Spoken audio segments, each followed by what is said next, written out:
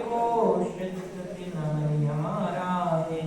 OD दीवार इस बाजार से मुझे तावनी पाशनाथ भगवान की 20वीं सदी के प्रथमाचार्य चक्रवर्ती श्री शांति जी महाराज की परम पूज्य संक्रमणाचार्य गुरु श्री विद्यासागर जी महाराज की परम पूज्य गुरु नाम गुरु आचार्य श्री शर्मती सागर जी महाराज की परम पूज्य मां दीक्षा गुरु आचार्य श्री वर्धमान सागर जी महाराज की आई तीन कामनाओं राज की।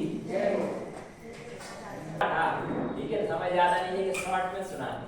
ठीक है, एक चित्रकार था, वो पेंटिंग करता है, पेंटिंग करके एक चित्र बनाता है, चित्र बना के और एक प्रदर्शनी लगी हुई थी तो उसमें वो अपना चित्र लगाता है। तो अनेकों व्यक्ति आते हैं चित्र देखने के लिए, एक से एक चित्र बनाए हुए थे चित्रकारों ने। तो चित्रकार के चित्र देखते देखते एक व्यक्ति एक चित्र की ओर आके ही रुक गया। देखा उसने देखा यार इतने चित्र लगे मगर इस चित्र में कुछ अलग है। एक लग रहा है व्यक्ति का चेहरा मगर क्या है, बालों से ढका हुआ है, पैर में देखो तो पल लगे हुए हैं। ये आकर ये क्या दिखाना चाह रहा है कलाकार, इसको समझ नहीं पा रहा था। तो उसका भाव होता कि अगर इस कलाकार का भेंट हो जाए हमारी तो हम उससे पूछिए किसका चित्र बनाया है। तो भाग्य से क्या हुआ, कलाकार जो था ना उसकी पेंटिंग देख रहा था वो, तो वह व्यक्ति भी आ गया। तो कहते हैं आप इसमें क्या देख रहे हैं, इसकी विशेषता आप गौर से देख रहे हैं इसमें। तो कहते हैं कि मैं जिस कलाकार ने इस पेंटिंग को तैयार किया है मैं उसको देखना चाहता हूँ, उससे मिलना चाहता हूँ। तो वो कहता है कि आप क्यों मिलना चाहते हैं। तो वो कहता है हम इससे ये पूछना चाहते हैं कि आपने किसका चित्र बनाया है, ये चित्र जो बनाया है ये किसका बनाया है, ये पूछना चाहते हैं। तो वो कहता है मैं ही वह कलाकार हूँ जिसने इस पोज को बनाया है, इस तस्वीर को बनाई है। क्या? तो वो कहते हैं कि आपने इसमें ये पोज किसका बनाया है, ये तस्वीर आपने किसकी बनाई हुई है। तो वह कहता है कि यह तस्वीर देखने में तो इंसान की तरह लग रही है मगर इंसान के पर नहीं होते और चेहरे पर बाल ढके हुए हैं, तो किसकी ये समझ में नहीं आ रही है।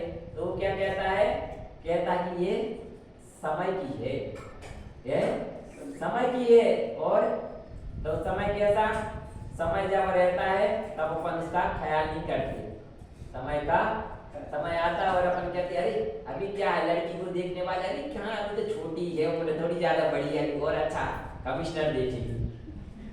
एक उदाहरण की तरह से कह रहा है अभी एक जॉब आया, अच्छा अरे अभी तो और अच्छा होती जॉब आना चाहिए था, ये आया इसको जाने दो अभी बाद में देखेंगे। अभी इस प्रकार से अपन उसको छोड़ देते है, समय निकल जाता, निकलता नहीं निकलता भाई। ऐसे ही अवसर है जो क्या है, जब समय रहता है तो चेहरा ढका हुआ है बालों से और अपन उसको नजरअंदाज कर देते, ठीक है ना। और अवसर जो रहता है आता है और चला जाता है, फुर्र से उड़ जाता है। ऐसे ही जो पल लगे हैं वह समय के हैं, अवसर के हैं। अवसर क्या होता है, अवसर पल लगे की तरह है, आया और कब गया पता नहीं पड़ता। अपन सदुपयोग कर लिया तो कर लिया। आचार्य महाराज के कितने जने जिन्होंने आचार्य विद्यासागर जी महाराज का दर्शन नहीं लिया जीवन में, तो अवसर पाया तो अपन मगर खो दिया समय है। जो साक्षात जब थे तो अपन उनके दर्शन कर लेते तो अपन क्या कहते कि अपन का भी सौभाग्य था कि हमने साक्षात्कार दर्शन किया उनका। तो ये अवसर है नहीं है। ऐसे ही अच्छे कार्य के लिए अपन को क्या है, अवसर कैसा है, उस तस्वीर क्या कह रहा है, उस चित्रकार ने कला के माध्यम से क्या बताया कि यह तस्वीर किसकी है, अवसर की है। अवसर और समय यह दर्शा रहा है कि यह जो पोज दिख रहा है ना ये मनुष्य है मगर कैसा चेहरा ढका हुआ है बालों से, क्योंकि वह अवसर को समय को जाने देता, उस पर क्या ख्याल नहीं करता और समय निकल जाता और अवसर आता है और वो भी फल लगा, जैसे फल लगा रहते ना तो समय जाता, पढ़ने से क्या होता, समय चिड़िया रहती ना, जो पक्षी रहते वो उड़ के फट्टे से चले जाते ना। ऐसे ही अपना कहता अवसर आया और चला जाता, अपन को पता नहीं पड़ता और फिर अपन बाद में पछताते हैं। तो अपन क्या करना, अपन ने यही कहा कि आप अगर चाहते हैं तो सदुपयोग करा है। तो आपने विधान का कहा था हमने कि आप विधान करेंगे तो आपको आनंद आएगा। आया या नहीं आया? आया ना? थोड़ा आया, अच्छा आया, बहुत अच्छा आया ना। तो वही तो चाहते अपन जिसे बाहर खोज रहे हैं, जो सुख शांति की अपन कामना कर रहे हैं कि हमें मिल जाए, मगर कहाँ मिले? कोई किराने की दुकान में मिलने वाली वस्तु नहीं है। अपन अंतरंग में शांति चाहते हैं तो जिन्होंने प्राप्त की उनके पास आएंगे तो मिलेगी। ज्वेलर्स की दुकान पे जाओगे तो ज्वेलरी तो मिल सकती है, मगर शांति नहीं मिल सकती है। मिल सकती शांति नाम की आपकी सहेली तो मिल सकती है, मगर शांति जीवन की जो शांति चाहिए वो कैसे मिलेगी? तो जिनने ये तीन लोग के नाथ हैं, अपन इनके चरणों में आते हैं तो इन्होंने क्या किया? सब कर्म को नष्ट कर दिया। ये अनंत भगवान चार कर्म को नष्ट किया तो अनंत अवस्था को प्राप्त किया उन्होंने, चार कर्म को नष्ट कर दिया तो सिद्ध परमात्मा बन गए हैं। तो अपन ऐसे भगवान की गुणानुवाद करते हैं तो उन्होंने अपने जीवन में प्राप्त किया है तो अपन को प्राप्ति होगी। कहते ना भगवान के दर्शन करने क्यों आते? तो तेरा दर्शन करते करते निज का दर्शन हो जाए। निज का यानी अपनी आत्मा का। तो अपन की आत्मा का अपन ने आज तक दर्शन नहीं दिया, इसलिए अपन का परिभ्रमण चल रहा है। अपन सुख शांति की चाह तो रखते मगर सुख शांति की ओर अपना राह नहीं होती। अगर अपन सुख शांति चाहते हैं तो जहाँ प्राप्त हो सकती वहाँ आएंगी तो अपन को अपने जीवन में सुख शांति आएगी, आए बिना रहेगी नहीं। क्योंकि वृक्ष के नीचे जाते हैं तो उसे कहना नहीं पड़ता कि हमें छाया दो, छाया दो, छाया दो। वृक्ष के पास नीचे जाते आप तो उससे छाया मांगनी पड़ती क्या? घना लगा हुआ वृक्ष है, फलों से लगा है, पत्तियों से लगा है, अपन उसके नीचे जाते हैं तो छाया मांगनी पड़ती क्या? नहीं मांगनी पड़ती, क्योंकि वो संबंध है छाया की, उसमें वो फल भी है, फूल भी है, वो अपन को छाया देता है, स्वयं ही देता है। इसलिए अपन भगवान की भक्ति अर्चना करते, आराधना करते हैं तो अपने अंदर क्या होता है? अपने अनंत शक्ति अपनी आत्मा के अंदर भरी पड़ी है। भगवान तो भगवान बन गए। अपना दीपक कैसा है? अपना दीपक बुझा हुआ है और जलती हुई दीप से अपन अपनी जोत से जोत लगा लेंगे तो अपना दीपक भी जल जाएगा? नहीं जल जाएगा। अपने जीवन के अंदर भी प्रकाश हो जाएगा है। अज्ञान रूपी अंधकार अनादिकाल से लगा है इस जीव के लिए है। संसार में आने का यहाँ पंचम काल जन्म का मेन कारण है क्या है? मिथ्या। अनादिकाल से लगा हुआ जीव को मिथ्या जो है ना वो परिभ्रमण करा रहा है। कहा है पंचम काल में यहाँ जन्म लेने का कारण क्या है? मूल तो मिथ्या के कारण ही यहाँ पर अपना जन्म हुआ है। और साथ में ये भी कहा है आचार्य भगवंतों ने कि अगर आप मिथ्या के साथ जन्म तो लिया है, उनका जीव अगर पुरुषार्थ करे तो सम्यक को प्राप्त कर सकता है। तो अपन को क्या करना है? अनादिकाल रूपी संसार में परिभ्रमण के लिए कारण मिथ्या जो है ना उसको तो अपन करते आए हुए हैं, मगर अभी तक क्या प्राप्त नहीं किया? तो सम्यक यानी जो भगवान ने बताया हुआ जैसा मार्ग बताया है, जिस रूप बताया है, ना कम ना बढ़, उसी रूप स्वीकार करना ही सम्यक है। चोखे देव, खरे सास, खरे और खरे गुरु, उनके स्वरूप को समझना पड़ेगा और उनके स्वरूप को समझ के उसको मन को क्या करना पड़ेगा? उसको लक्ष देना होगा। क्या कहा है? चोखे देव कौन है, चोखे शास्त्र कौन है, चोखे गुरु कौन से अपने, और उन्होंने क्या बता उपदेश दिया है श्रावक के लिए? भगवान की वाणी में आया ना, श्रावक के लिए भी बताया है और साधु के लिए भी मार्ग बताया नहीं बताया? तो जब अपन श्रावक आचार के बारे में जानेंगे तब तो अपन को पालन करेंगे, तब अपना क्या होना है? अपना जीवन अच्छा बनेगा। श्रावक के जीवन में क्या कहा है? 6 पुरुषार्थ कहे ना, 4 पुरुषार्थ कहे। कौन से? पहला धर्म पुरुषार्थ, दूसरा अर्थ पुरुषार्थ, तीसरा काम पुरुषार्थ और चौथा मोक्ष पुरुषार्थ। ठीक है ना? तो सबसे पहले आचार्य महाराज ने क्या कहा? धर्म। तो धर्म करत संसार सुख और धर्म करत निर्माण और धर्म पस्त साधि बिना नर त्रेंच समान कहा है। नर को उपमा त्रेंच जीव की दी है। तो अपन को क्या करना? सबसे पहले धर्म करना। तो उससे क्या होना है? धर्म से संसार का क्या होना? महाराज आप ही तो कह रहे धर्म करत संसार सुख और धर्म करत निर्माण। तो अगर धर्म करेंगे तो संसार का सुख मिलने वाला है और धर्म ही क्या करने वाले? निर्माण को देने वाला है। निर्माण यानी मोक्ष, समझ रहे? तो अपन भगवान की आराधना क्यों कर रहे हैं? भगवान की आराधना इसलिए कर रहे हैं, भगवान आप जैसा बनने के लिए आए हम आपके पास। आपने अनंत गुणों के धनी हैं, हमारे लिए भी पर गुण प्रकट हो जाए हमारी आत्मा में भी, हमारे अंदर आत्मा में भी शक्ति है मगर अभी क्या है जागृत नहीं है। तो वो जागृत करने के लिए आए हम, अपना बुझा दीपक आपके चरणों में आए जलाने के लिए, तो अपने जीवन में भी सुख शांति आए और जिन गुणों की प्राप्ति हो। इस भावना से आगे ना तो श्रावक के जीवन में 6 पुरुषार्थ कहे, कौन से? देव पूजा, गुरु उपासना, स्वाध्याय, संयम, तप और दान। ये कब करना चाहिए? ये करवा लेना चाहिए किसी से। ऐसा कहा क्या कि किसी से करवा लो है? क्या कहा? स्वयं को करने को कहा, दिने देने कहा। हर दिन श्रावक को ये क्रिया है, देव पूजा, गुरु उपासना, स्वाध्याय, संयम, तप और दान, ये दिने देने करने को कहे।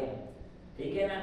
तो अपन अपने कर्तव्य करेंगे तो मंजिल फिर दूर नहीं है, संसार के सुख मिलना ही मिलना है। और फिर क्या कहा? मोक्ष सुख की बात की थी, जब मोक्ष मिलने वाला है तो स्वर्ग तो मिलने ही मिलने वाला है, स्वर्ग कहाँ जा रहा है? अभी महाराज आचार्य शांति सागर जी महाराज के पास एक व्यक्ति आए, उन्होंने प्रश्न किया कि महाराज आप इतनी कठिन ताप साधना क्यों कर रहे हैं, जब अभी पंचम काल है, मोक्ष नहीं है, तो क्या को इतनी साधना कर रहे हो है? तो उन्होंने कहा कि अभी कौन सा महीना है? तो उन्होंने कहा आम ले आओ, पास में आम का वृक्ष है। महाराज क्या बात कर रहे हो, अभी आम का मौसम है इसका है? जो आम ले आए सीजन पे आते हैं आम, तो अभी थोड़ी मिलेंगे। तो महाराज ने कहा वही तो कह रहे हैं हम, अभी वृक्ष है ना तो आम लगते हैं, वृक्ष में आम लगते महाराज, तो वही तो हम कह रहे हैं कि मोक्ष मार्ग है, आम समय पे आने पे लगेंगे है।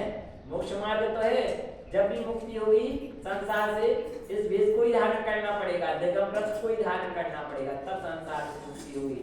तो उन्होंने कहा, इस प्रकार उन्होंने जब कहा तो उनको समझ में आ गई कि अभी मोक्ष यहाँ से अभी जरूर नहीं है, मगर मोक्ष होगा तब समय आने पर स्वर्ग जाएंगे। अभी स्वर्ग में रहेंगे, साधु लोग साधना कर रहे तो कहाँ जाएंगे? तो स्वर्ग जाएंगे, और स्वर्ग में रहेंगे, उतना समय निकालेंगे और फिर जन्म लेंगे, मनुष्य पर्याय प्राप्त करेंगे, फिर तब साधना करेंगे, दिगंबर धारण करेंगे और साधना करके अपने कर्म निद्रा करके कहाँ जाएंगे? मोक्ष जाएंगे। नहीं जाएंगे? जाएंगे, निश्चित जाएंगे। क्योंकि जब धूप से दूध के अंदर धूप है ना, जब क्रिया हुआ करती है, आप गर्म कर छानते हैं, गर्म करके फिर उसको जमने रख देते, जमने के बाद फिर आप उसको एक हंडी में डाल के मथानी से और पानी डाल के चलाते हैं और उसमें से जेनू निकाल लेते हैं और फिर उसको गर्म करते हैं, तो दूध बन जाता ना। बनने के बाद फिर उस दूध में डाल दे तो दूध बनता क्या? नहीं बनता, दूध ऊपर तैरता रहता है। यानी जब आत्मा शुद्ध हो जाती है तो फिर उसमें मिलती नहीं है, समझ रहे? तब फिर क्या हो जाएगी? ऊर्ध्वगमन स्वभाव ही है, आत्मा का स्वभाव ही ऊर्ध्वगमन है। ठीक है ना? तो आत्मा कहाँ जाएगी? जाके सिद्धालय में विराजमान हो जाएगा। तो प्रोसेस तो करनी पड़ेगी, बगैर प्रसाद के नहीं होने वाला है। ठीक है ना? आपने कहा था, हमने आपको समझ लिया, प्रवचन के लिए कहा था, मगर आप लोगों ने भी हमारी बात रखी क्या? आपने कई लोग के बाद ये आलोक आया था कि हमने आचार्य महाराज के पास आशीर्वाद लिया है, वहाँ पे हम लोग आगे थे कुछ दिन पहले, और निवेदन कर रहा था महाराज हमारे गाँव चलो, लगभग 15 दिन कम से कम रहने का है, और वहाँ पे हमारी दादी के एक विधान महाराज के साथ में होना चाहिए है। और आचार्य महाराज से हम आशीर्वाद लेके आए हैं, आप चलो महाराज चलो, हम देखेंगे अभी कब आ रहा है ये नहीं कह सकते, पर देखेंगे, यह हमने उससे कहा था। तो हमने कहा समय तो नहीं है, फिर भी इसलिए हमने कहा जब आए थे ना, हमने कहा 2-3 दिन ही हैं जो आपको उसमें से आप लोग ले सको उपयोग तो ले लो, ना तो फिर हम लोग को तो आगे जाने का है। तो आप लोगों ने बहुत अच्छे से भगवान की भक्ति आराधना की और जिस उत्साह के साथ अपने भाग लिया है और लेते रहेंगे, तो निश्चित है अपनी भी मुक्ति दूर नहीं है। क्योंकि संसार का कारण क्या है? मेन कारण क्या है संसार का? कारण क्या है? तो मेन तो यही है कि अपनी अनादिकाल से संसार तो चला आ रहा है और चला जा रहा है, मगर अपन समस्त को नहीं पाया। भगवान की भक्ति स्तुति वंदना करने से अनंत गुणी कर्म की निद्रा के लिए कारण कहा है, जिनेंद्र भगवान की भक्ति के लिए कहा है ना। तो आपका महाराज आपने तो कहा था है, तो जिनेंद्र भगवान की भक्ति स्तुति वंदना करते तो अनंत गुणी कर्म की निद्रा के लिए कारण है। आचार्य शांति सागर जी महाराज ने ध्यान की बात कही तो उन्होंने कहा है अंतिम उपदेश में क्या कहा? आत्मचित है क्या संयम धारण करा विभु है विभु न करा विभु न है डरो मत है संयम धारण करा। तो संयम धारण करो तो क्या उन्होंने कहा? संयम धारण करा, आत्मचिंतन करा। आत्मचिंतन भगवान की स्तुति वंदन पूजन करना तो इससे पुण्यार्जन होने वाला है और भगवान का अपन पंच परमेष्टि का आत्मचिंतन करते हैं। अगर आत्मचिंतन करते हैं तो उसको क्या कहा? कर्म निजरा के लिए कारण कहा। अपने जीवन में 1 घंटा आध घंटा जितना अपन 2 घंटा जिसको देता है आत्मचिंतन करा, 10 मिनट करा, 15 मिनट करा, मगर आत्मचिंतन जरूर करा। तो आत्मचिंतन से क्या हुई? कर्मों की निजरा के लिए कारण कहा आचार्य महाराज ने। तो अपन को आत्मचिंतन करा और अपने लक्ष्य की ओर अपन ध्यान देंगे तो एक न एक दिन मुक्ति भी मिलेगी है। भगवान की भक्ति करते हैं अपन किस आशा से कर रहे हैं? कुछ प्राप्त हो जाए। क्या प्राप्त करना? प्राप्त तो आप जैसा बनने के लिए आए हैं। तो हम आपके पास आए हैं तो क्या पाना है? जो आपने पा लिया वो पाना हमारे लिए बस है। लक्ष्य ऊंचा रहता है ना, फिर बाकी की तो सब नीचे की वस्तु है, नहीं है। तो अपन को मेन लक्ष्य अपन का मोक्ष जाने के लिए प्रसाद करना है। तो अपन भगवान की भक्ति स्तुति करेंगे तो अपनी कर्मों की भी निजरा होगी और अपन भी एक दिन मोक्ष पहुंचेंगे। अपन अभी यहाँ वाणी को विराम देते हैं। आप लोगों ने बहुत अच्छे से साथ दिया भक्ति में और अच्छे से की आपने सबने मिलके उत्साह के साथ सभी जनों ने। आप लोग को महिला वर्ग का तो विशेष रहता ही रहता है। हर जगह पे कहते हैं ना धर्म की ध्वजा लेके आगे चलने हैं तो महिला है। तो भगवान के सम्मुखरण में देखा जाए ना तो वहाँ पे भी महिलाओं की संख्या ज्यादा रही है।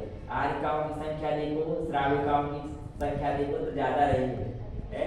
सम्मुखरण में भी अगर देखा जाए इतिहास उठा के तो है वहाँ पे भी संख्या ज्यादा है आप लोगों की।